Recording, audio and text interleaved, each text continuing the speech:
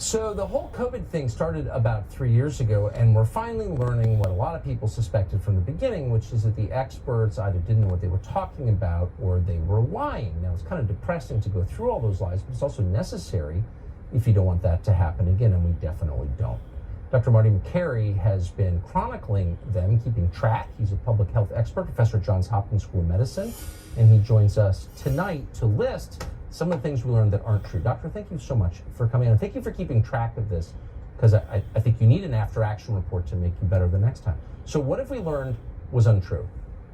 Well, Tucker, I just testified before Congress, and of course, those on the left were asking about misinformation as if that was the big problem. And of course, microchips in the vaccines as a conspiracy theory came up. Now, I don't know how many people chose not to get the vaccine because of fears of a microchip. Maybe 2 people in America or 5? How about the misinformation propagated by public health officials? The biggest deliverer of misinformation has been the United States government, and the data has caught up with all the lies now and has actually debunked many of these lies. For example, natural immunity is not protective. The Lancet study tore that apart, showed it is absolutely as effective as vaccination, and probably more effective. That school closures would reduce transmission. The Europe experience proved that wrong. The schools were open, clear, and free throughout with the similar transmission rate, so that was wrong.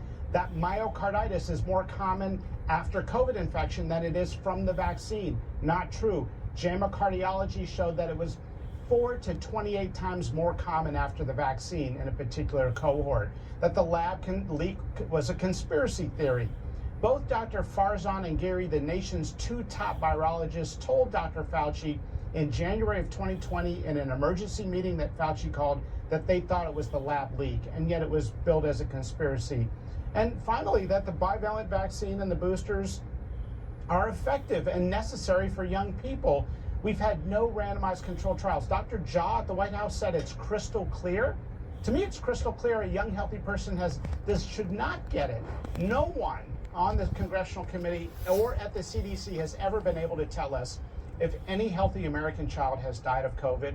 It may have been a couple, could have been 3, 5, 10 over 3 years. That's way below any respiratory pathogen. How can you push something so aggressive with such absolutism and dogma without the data? We don't even know if any healthy child has ever died of COVID. Now, public health officials and the CDC are proposing that a 12-year-old healthy girl get 60 mRNA COVID vaccines in her average lifetime, 1 a year.